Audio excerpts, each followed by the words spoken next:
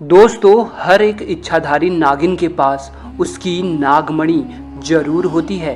कहते हैं जब स्वाति नक्षत्र की पहली बारिश होती है तो उसकी पहली बूंद कोबरा सांप के मुंह में अगर चली जाए तो वह सांप अपने मुंह से नागमणि उत्पन्न करता है।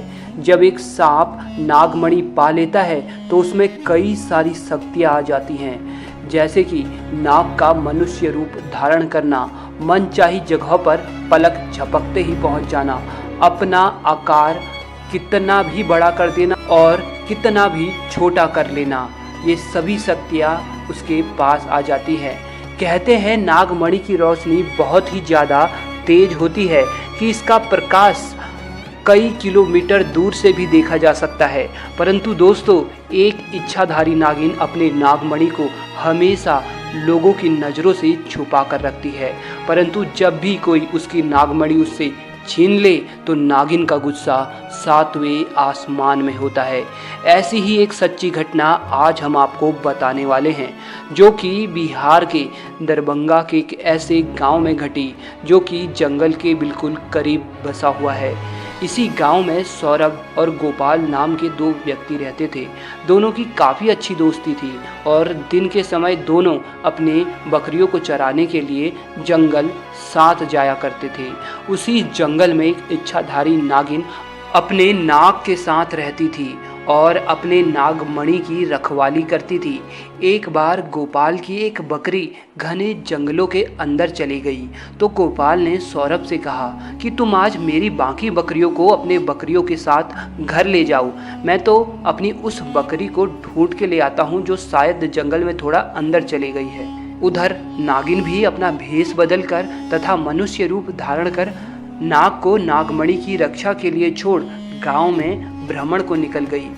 जब गोपाल अपनी बकरियों को ढूंढता हुआ उस जगह पहुंचा जहां एक पेड़ के नीचे बने बिल से तेज रोशनी आ रही थी, उसे लगा कि कोई कीमती हीरा या फिर आभूषण उसके नीचे हो सकता है, तो उसने उस पेड़ की ही एक टहनी को तोड़ा और एक बड़ा सा डंडा बना लिया और उस बिल को जोर जोर से मारकर तोड़ने लगा। उस बिल को तोड़ते समय गोपाल बहुत तेजी से डंडे का वार कर रहा था, जिसमें से दो चोट नाग के बिल के अंदर मौजूद नाग को भी लग गई और नाग ने उसी समय अपना दम तोड़ दिया।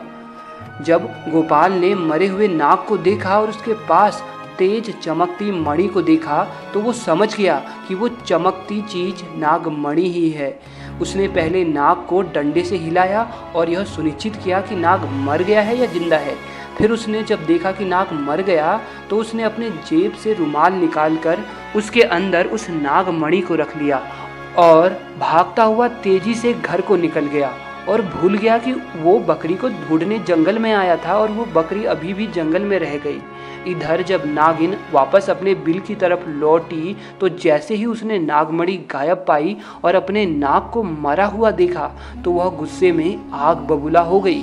उसने अपनी शक्ति से नाग की आंख में देखा और जान लिया कि ये हरकत किसकी है। गोपाल ने बहुत बड़ी गलती कर दी थी कि उसने नाग के शरीर को वैसे ही उस जंगल में छोड़ दिया था।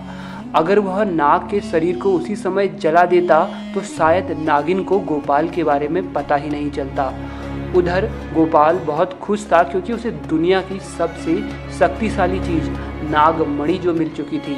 गोपाल जब घर पहुंचा तो सबसे पहले उसने नागमणि अपने हाथ में पकड़ी और यह इच्छा जताई कि उसकी खोई हुई बकरी उसे मिल जाए।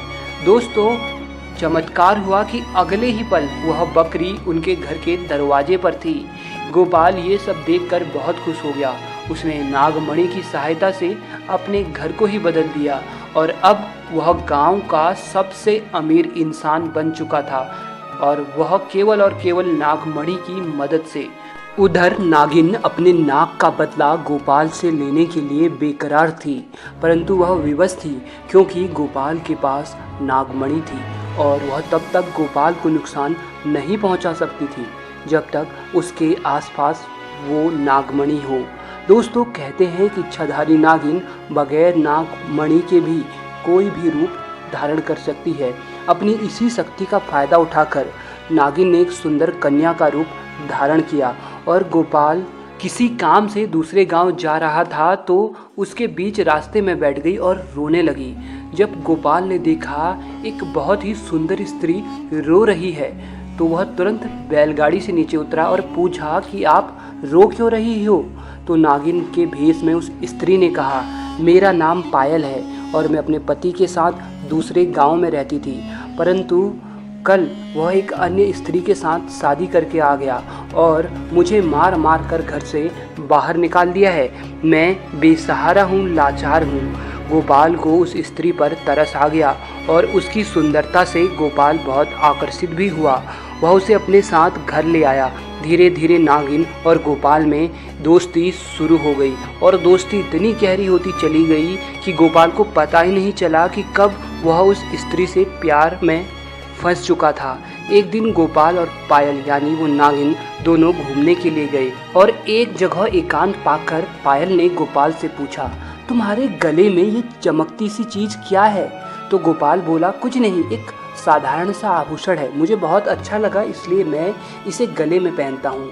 दोस्तों, ये वही आभूषण था जो नागमणि के नाम से पुकारा जाता है। तब पायल बोली, क्या तुम कुछ समय के लिए मुझे ये दिखा सकते हो, क्योंकि मुझे इसकी चमक बहुत भाती है। मैं देखना चाहती हूँ कि आखिर मेरे गले पर ये कैसा लगता है।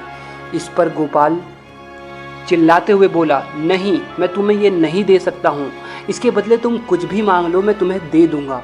इस पर पायल एकदम से गुस्सा होकर बोली, गोपाल, तुम तो कहते हो कि तुम मुझे अपने जान से भी अधिक प्यार करते हो और मैंने बस एक तुम्हारे गले की यह माला क्या मांगी। इस तुच्छ सी चीज़ के लिए तुम मुझे मना कर रहे हो और मुझ पर गुस्सा कर रहे हो। रहने दो, मैं जानती हूँ कि तुम्हारे लिए मैं ज़्यादा मायने नहीं रखती। परंतु गोपाल ने फिर न चाहते हुए भी अपनी वह माला निकाली और पायल को देते हुए बोला, ठीक है, कुछ समय के लिए तुम इसे पहन सकती हो, परंतु ध्यान से। पायल के हाथ में जैसे ही वो नागमणि आई, पायल का रूप एकदम से बदलने लगा। केवल एक पल में ही पायल एक सुंदर कन्या से एक भयानक कन्या के रूप में परिवर्तित हो गई। उसका चेहरा बिल्कुल नाग सा हो गया और उसने कई बार गोपाल को डसा और डस कर उसे मार डाला। नागिन का इंतकाम पूरा हो चुका था, उसने अपने नाक का बदला ले लिया था। तो दोस्तों, कभी भी एक नागिन के नाक को नहीं मारना चाहिए और साथ ही नागिन के नागमणि को तो भूल से भी नहीं छूना चाहिए, अन्यथा वह नागिन 7 जन्मों तक उस व्यक्ति का पीछा करती रहती है।